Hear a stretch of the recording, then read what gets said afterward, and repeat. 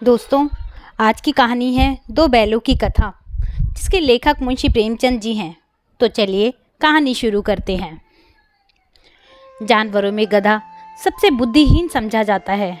हम जब किसी आदमी को पहले दर्जे का बेवकूफ़ कहना चाहते हैं तो उसे गधा कहते हैं। गधा सचमुच बेवकूफ़ है या उसके सीधेपन, उसकी निरापद सहिष्णुता ने उसे यह पदवी दे दी है, इसका निश्चय नहीं किया जा सकता। गाय सींग मारती है। ब्याही हुई गाय तो अनायास ही सींगनी का रूप धारण कर लेती है। कुत्ता भी बहुत गरीब जानवर है, लेकिन कभी कभी उसे भी क्रोध आ ही जाता है। किंतु गधे को कभी क्रोध करते नहीं सुना, न देखा। जितना चाहो गरीब को मारो, चाहे जैसी खराब सड़ी हुई घास सामने डाल दो, उसके चेहरे पर कभी असंतोष की छाया नहीं दिखाई देगी। वैशाख में चाहे एक आध बार कुलेल कर लेता है, पर हमने तो उसे कभी खुश होते नहीं देखा। उसके चेहरे पर स्थायी विषाद स्थायी रूप से छाया रहता है। सुख दुख हानि लाभ किसी भी दशा में उसे बदलते नहीं देखा। ऋषियों मुनियों के जितने गुण हैं वे सभी उसमें पराकाष्ठा को पहुंच गए हैं, पर आदमी उसे बेवकूफ कहता है। सद्गुणों का इतना अनादर। कदाचित सीधापन संसार के लिए उपयुक्त नहीं है। देखिए ना, भारतवासियों की अफ्रीका में क्या दुर्दशा हो रही है। क्यों अमेरिका में उन्हें घुसने नहीं दिया जाता? बेचारे शराब नहीं पीते, 4 पैसे कुछ समय के लिए बचा कर रखते हैं, जी तोड़ कर काम करते हैं, किसी से भी लड़ाई झगड़ा नहीं करते, 4 बातें सुनकर गम खा जाते हैं, फिर भी बदनाम है। कहा जाता है वे जीवन के आदर्श को नीचा करते हैं। अगर वे ईंट का जवाब पत्थर से देना सीख जाते तो शायद सभ्य कहलाने लगते। जापान की मिसाल सामने है। एक ही विजय ने उसे संसार की सभ्य जातियों में गणने कर बना दिया। लेकिन गधे का एक छोटा भाई और भी है जो उससे कम ही गधा है, और वह है बैल। जिस अर्थ में हम गधा का प्रयोग करते हैं, कुछ उसी से मिलते जुलते अर्थ में बछिया के ताऊ का भी प्रयोग करते हैं। कुछ लोग बैल को शायद बेवकूफ़ी में सर्वश्रेष्ठ कहेंगे, मगर हमारा विचार ऐसा नहीं है। बैल कभी कभी मारता भी है, कभी कभी अड़ियल बैल भी देखने में आता है, और भी कई रीतियों से अपना असंतोष प्रकट कर देता है। अतएव उसका स्थान गधे से नीचा है। झूरी के पास 2 बैल थे, हीरा और मोती, देखने में सुंदर, काम में चौकस, डील में ऊंचे। बहुत दिनों साथ रहते रहते दोनों में भाईचारा हो गया था। दोनों आमने सामने या आसपास बैठे हुए एक दूसरे से मूक व्यवहार में विचार विनिमय किया करते थे। एक दूसरे के मन की बात को कैसे समझा जाता है हम कह नहीं सकते। अवश्य ही उसमें कोई ऐसी गुप्त शक्ति थी जिससे जीवों में श्रेष्ठता का दावा करने वाला मनुष्य वंचित है। दोनों एक दूसरे को चाट कर सूंघ कर अपना प्रेम प्रकट करते। कभी कभी दोनों सींग भी मिला लिया करते थे, विग्रह के नाते से नहीं, केवल विनोद के भाव से, आत्मीयता के भाव से। जैसे दोनों में घनिष्ठता होते ही ढोल धप्पा होने लगता है। इसके बिना दोस्ती कुछ फुसफसी, कुछ हल्की सी रहती है, फिर ज़्यादा विश्वास भी नहीं किया जा सकता। जिस वक्त ये दोनों बैल हल या गाड़ी में जोत दिए जाते और गर्दन हिला हिला कर चलते, उस समय हर एक की चेष्टा होती कि ज़्यादा से ज़्यादा बोझ मेरी ही गर्दन पर रहे। दिन भर के बाद दोपहर या संध्या को दोनों खुलते तो एक दूसरे को चाट चूट कर अपनी थकान मिटा लिया करते। नान में खली भूसा पड़ जाने के बाद दोनों साथ उठते, साथ नान में मुंह डालते और साथ ही बैठते। एक मुंह हटा लेता तो दूसरा हटा लेता था। संयोग की बात है, जूरी ने एक बार गोई को ससुराल भेज दिया। बैलों को क्या मालूम वे कहाँ भेजे जा रहे हैं। समझे मालिक ने हमें बेच दिया। अपना यूं बेचा जाना उन्हें अच्छा लगा या बुरा कौन जाने, पर जूरी के साले गया को घर तक गोई ले जाने में दांतों पसीना आ गया। पीछे से हाँकता तो दोनों दाएं बाएं भागते, पगैया पकड़कर आगे से खींचता तो दोनों पीछे की ओर जोर लगाते, मारता तो दोनों सींग नीचे करके हुंकारते। अगर ईश्वर ने उन्हें वाणी दी होती तो जूरी से पूछते, तुम हम गरीबों को क्यों निकाल रहे हो? हमने तो तुम्हारी सेवा करने में कोई कसर नहीं उठा रखी। अगर इतनी मेहनत से काम न चलता था तो और काम ले लेते हमें, तो तुम्हारी चाकरी करने में मर जाना कबूल था। हमने कभी दाने चारे की शिकायत नहीं की। तुमने जो कुछ खिलाया वह सिर झुकाकर खा लिया, फिर तुमने हमें इस जालिम के हाथ क्यों बेच दिया? संध्या समय दोनों बैल अपने नए स्थान पर पहुंचे। दिन भर के भूखे थे, लेकिन जब नान में लगाए गए तो एक ने भी उसमें मुंह नहीं डाला। दिल भारी हो रहा था। जिसे उन्होंने अपना घर समझ रखा था, वह आज उनसे छूट गया। एक नया घर, एक नया गांव, नए आदमी उन्हें बेगाने से लगते थे। दोनों ने अपनी मूक भाषा में सलाह की, एक दूसरे को कनखियों से देखा और लेट गए। जब गांव में सोता पड़ गया तो दोनों ने जोर मारकर पगहा उड़ा डाले और घर की तरफ चले। पगहे बहुत मजबूत थे, अनुमान न हो सकता था कि कोई बैल उन्हें तोड़ सकेगा, पर इन दोनों में इस समय दूनी शक्ति आ गई थी। एक एक झटके से रस्सियां टूट गई। जूरी प्रातःकाल सोकर उठा तो देखा दोनों बैल चरनी पर खड़े हैं। दोनों की गर्दनों में आधा आधा गराव लटक रहा है, घुटने तक पांव कीचड़ से भरे हैं और दोनों की आंखों में विद्रोह में स्नेह झलक रहा है। जूरी बैलों को देखकर स्नेह से गदगद हो गया, दौड़कर उन्हें गले लगा लिया।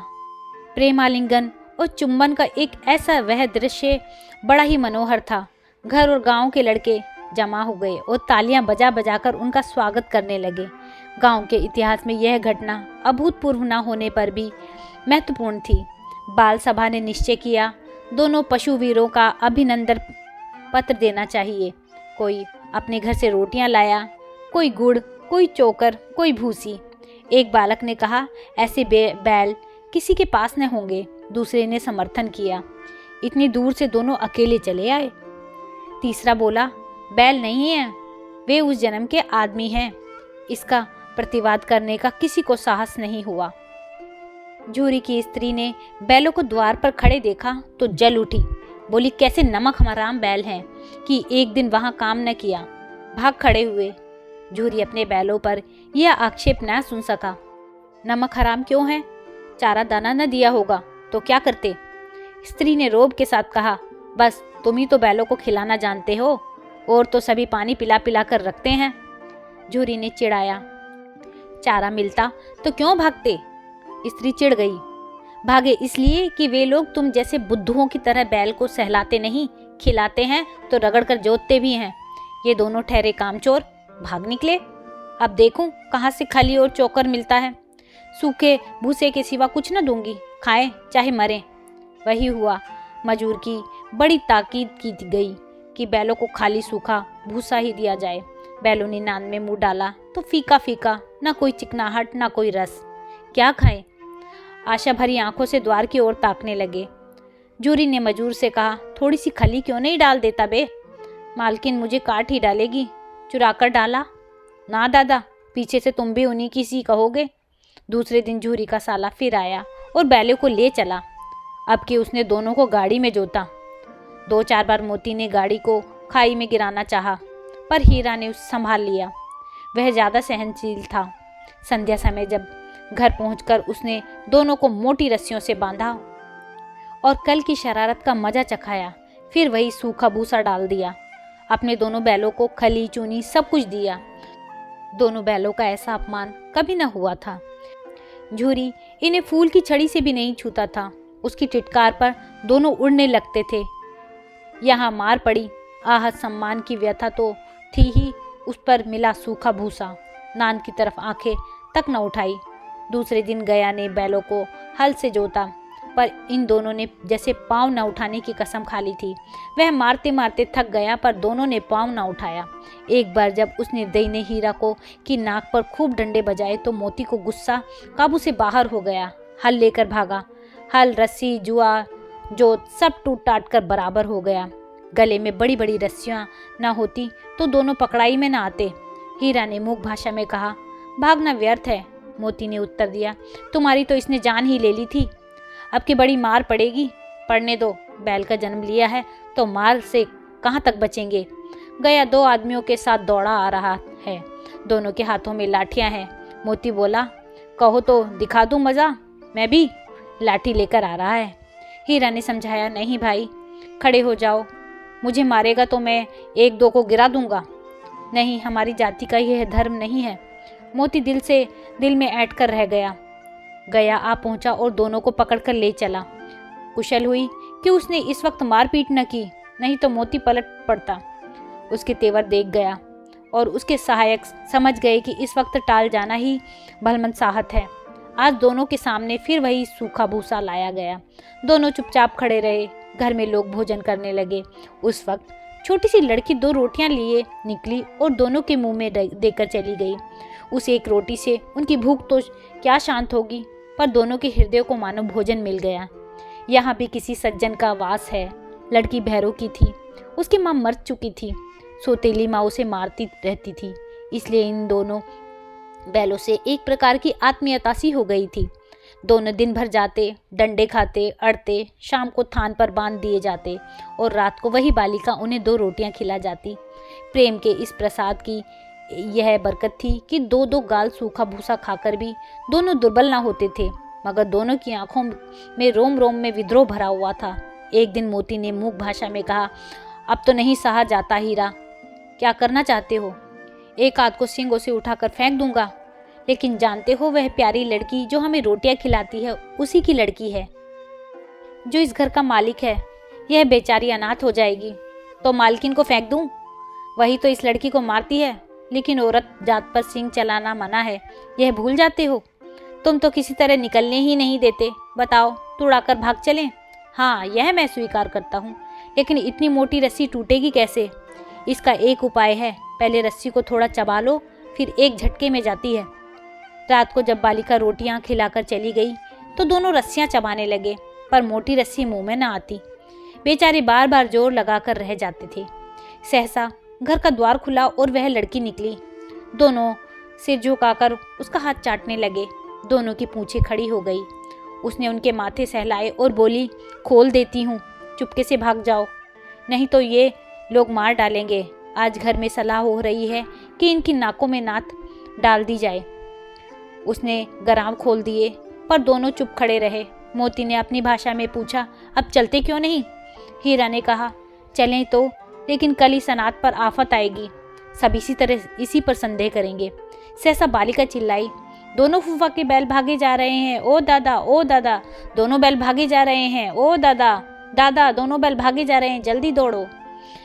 गया हड़बड़ाकर भीतर से निकला, बैलों को पकड़ने चला। वे दोनों भागे। गया ने पीछा किया और भी तेज हुआ। गया ने शोर मचाया, फिर गांव के कुछ आदमियों को भी साथ लेने के लिए लौटा। दोनों मित्रों को भागने का मौका मिल गया, सीधे दौड़ते चले गए। यहाँ तक कि मार्ग का भी ज्ञान न रहा। जिस परिचित मार्ग से आए थे उसका यहाँ पता न था। नए नए गांव मिलने लगे। अब दोनों एक खेत के किनारे खड़े होकर सोचने लगे, अब क्या करना चाहिए। हीरा ने कहा, मुझे मालूम होता, राह भूल गए। तुम भी बेतहाशा भागे, वहाँ उसे मार गिराना था। उसे मार गिराते तो दुनिया क्या कहती? वह अपने धर्म छोड़ दें। लेकिन हम अपना धर्म क्यों छोड़ें? दोनों भूख से व्याकुल हो रहे थे। खेत में मटर खड़ी थी, चरने लगे। रह रहकर आहट लेते रहे थे, कोई आता तो नहीं है। जब पेट भर गया, दोनों ने आज़ादी का अनुभव किया तो मस्त होकर उछलने कूदने लगे। पहले दोनों ने डकार ली, फिर सींग में लाए और एक दूसरे को ठेकने लगे। मोती ने हीरा को कई कदम पीछे हटा दिया, यहाँ तक कि वह खाई में गिर गया। जब उसे भी क्रोध आ गया, संभल कर उठा और मोती से भिड़ गया। मोती ने देखा कि खेल में झगड़ा हुआ चाहता है तो किनारे हट गया।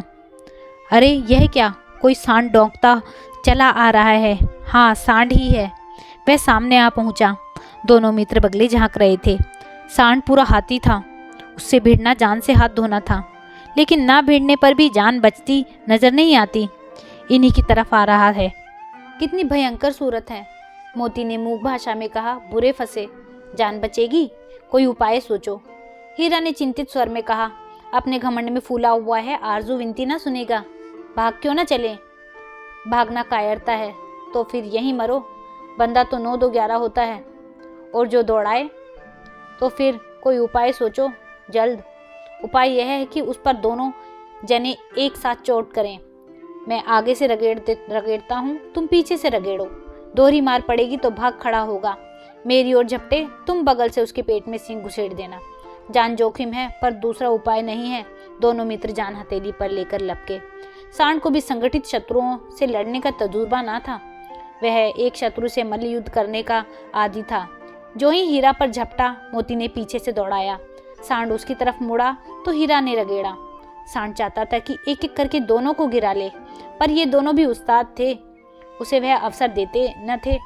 एक बार सांड झल्लाकर हीरा का अंत कर देने के लिए चला तो मोती ने बगल से आकर उसके पेट में सींग भोंक दिया।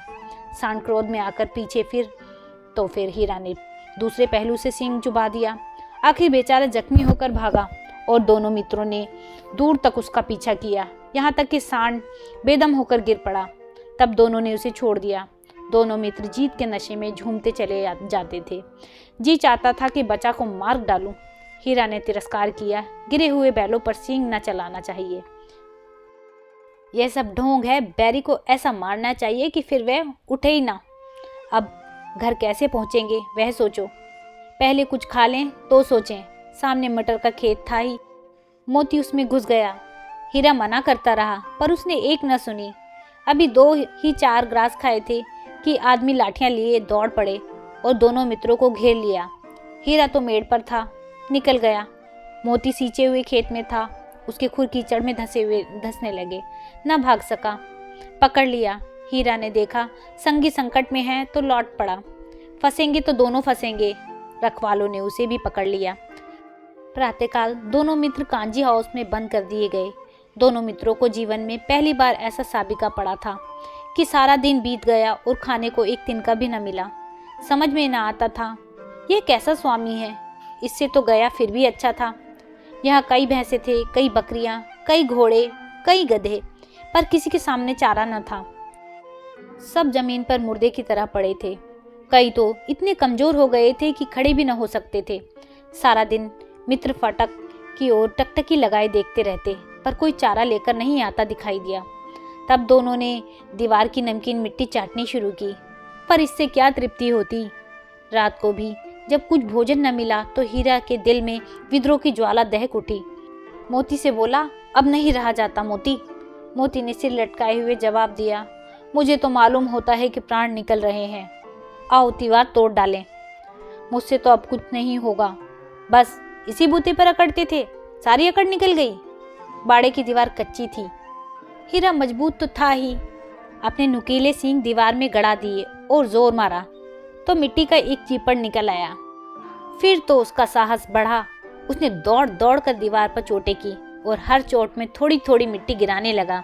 उसी समय कांजी हाउस का चौकीदार लालटेन लेकर जानवरों की हाजिरी लेने निकला।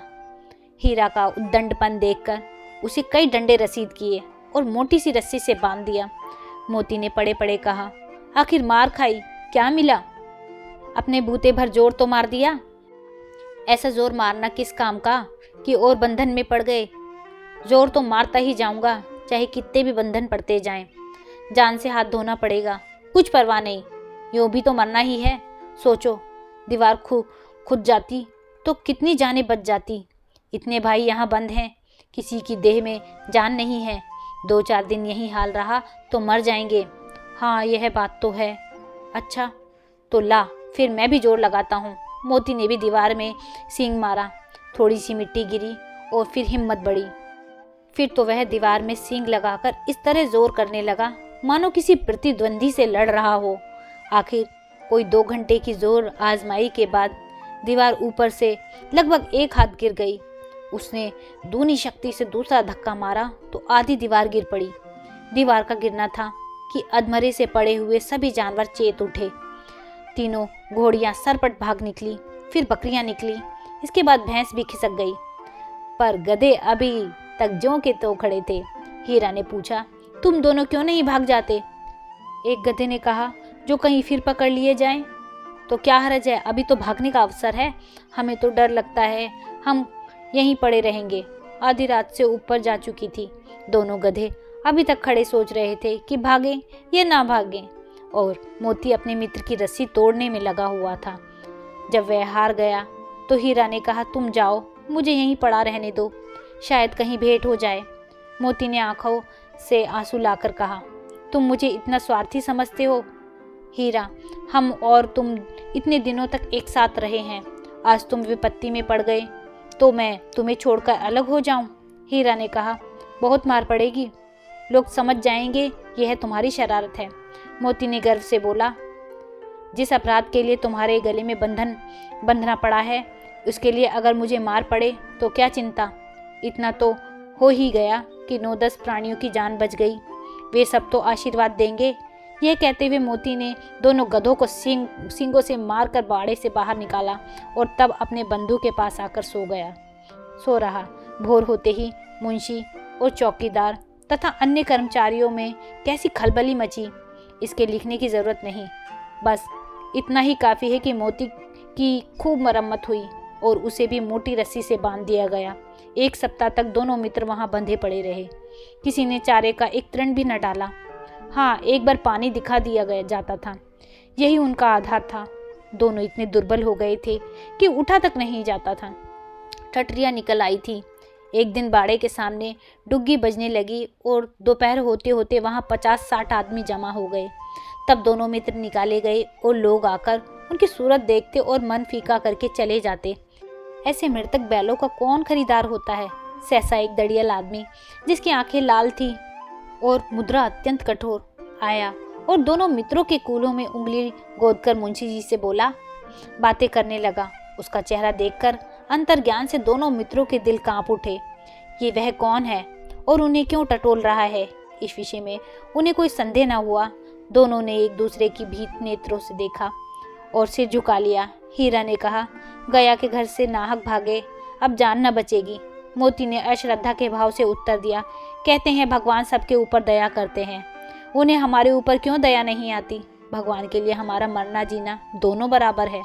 चलो अच्छा ही है, कुछ दिन उनके पास तो रहेंगे। एक बार भगवान ने एक लड़की के रूप में हमें बचाया था, क्या अब ना बचाएंगे। यह आदमी छुरी चलाएगा, देख लेना। तो क्या चिंता है, मांस, खाल, सींग, हड्डी सब किसी न किसी काम आ जाएंगी। नीलाम हो जाने के बाद दोनों मित्र उस दड़ियल के साथ चले। दोनों की बोटी बोटी कांप रही थी। बेचारे पांव तक न उठा सकते थे, पर भय के मारे गिरते पड़ते भागे जाते थे, क्योंकि वह जरा भी चाल धीमी हो जाने पर जोर से डंडा जमा देता था। राह में गाय बैलों का एक रेवड़ हरे हरे हार में चरता नजर आया। सभी जानवर प्रसन्न थे, चिकनी चपल, कोई उछलता था, कोई आनंद से बैठा पागुर करता था। कितना सुखी जीवन था इनका, पर कितने स्वार्थी हैं हाँ सब। किसी को चिंता नहीं कि उनके 2 भाई बधिक के हाथ पड़े कैसे दुखी हैं। सहसा दोनों को ऐसा मालूम हुआ कि यह परिचित राह है। हाँ, इसी रास्ते से गया उन्हें ले गया था। वही खेत, वही बाग, वही गांव मिलने लगे। प्रतिक्षण उनकी चाल तेज होने लगी। सारी थकान, सारी दुर्बलता गायब हो गई। आहा, यह लो, अपना ही हार आ गया। इसी कुएं पर हम पुर चलाने आया करते थे। हाँ, यही कुआं है, मोती ने कहा। हमारा घर नजदीक आ गया। हीरा बोला, भगवान की दया है, मैं तो अब घर भागता हूँ। यह जाने देगा, इसे मार गिराता हूँ। नहीं नहीं, तोड़कर थान पर चलो, वहां से हम आगे न जाएंगे। दोनों उन्मत्त होकर बछड़ों की भांति कुलेली करते हुए घर की ओर दौड़े। वहां हमारा थान है। दोनों दौड़कर अपने थान पर आए और खड़े हो गए। दड़ियल भी पीछे पीछे दौड़ा चला आता था। झूरी द्वार पर बैठा धूप खा रहा था। बैलों को देखते ही दौड़ा और उन्हें बारी बारी से गले लगाने लगा। मित्रों की आंखों से आनंद के आंसू बहने लगे। एक झूरी का हाथ चाट रहा था। दड़ियल ने जाकर बैलों की रस्सियां पकड़ ली। भूरी ने कहा, मेरे बैल हैं। तुम्हारे बैल कैसे? मैं मवेशी खाने से नीलाम लिए आता हूँ। मैं तो समझता हूँ चुराए लिए आते हो। चुपके से चले जाओ, मेरे बैल हैं, मैं बेचूंगा तो बिकेंगे। किसी को मेरे बैल नीलाम करने का क्या अख्तियार है? जाकर थाने में रपट कर दूंगा। मेरे बैल हैं, इसका सबूत यह है कि मेरे द्वार पर खड़े हैं। दड़ियल झल्लाकर बैलों को जबरदस्ती पकड़ ले जाने के लिए बढ़ा। उसी वक्त मोती ने सींग चलाया। दड़ियल पीछे हट गया। मोती ने पीछा किया। दड़ियल भागा। मोती पीछे दौड़ा। गांव के बाहर निकाल जाने पर वह रुका, पर खड़ा दड़ियल का रास्ता देख रहा था। दड़ियल दूर खड़ा धमकियां दे रहा था, गालियां निकाल रहा था, पत्थर फेंक रहा था, और मोती विजयोशूर की भांति उसका रास्ता रोक के खड़ा था। गांव के लोग तमाशा देखते थे और हंसते थे। जब दड़ियल हार कर चला गया तो मोती अकड़ता हुआ लौटा। हीरा ने कहा, मैं डर रहा था कि कहीं तुम गुस्से में आकर मार न बैठो। अगर वह मुझे पकड़ता तो मैं बेमारे न छोड़ता। अब ना आएगा, आएगा तो दूर ही से खबर लूँगा, देखूँ कैसे ले जाता है। जो गोली मरवा दे मर जाऊँगा, पर उसके काम तो ना आऊँगा। हमारी जान तो कोई जान ही नहीं समझता। इसलिए तो हम इतने सीधे होते हैं। जरा देर में नांदों में खली, भूसा, चोकर, दाना भर दिया गया और दोनों मित्र खाने लगे। झूरी खड़ा दोनों को सहला रहा था और 20 लड़के तमाशा देख रहे थे। सारे गांव में उछाल सा मालूम होता था। उसी समय मालकिन ने आकर दोनों के माथे चूम लिए। तो दोस्तों, ये थी प्रेमचंद जी की कहानी, बैलों की कथा। आपको ये कहानी कैसी लगी मुझे कमेंट करके ज़रूर बताइएगा। और अगर ये कहानी आपको अच्छी लगी हो तो इस कहानी को लाइक कीजिएगा, शेयर कीजिएगा और मेरे चैनल को सब्सक्राइब कीजिएगा। वीडियो देखने के लिए धन्यवाद।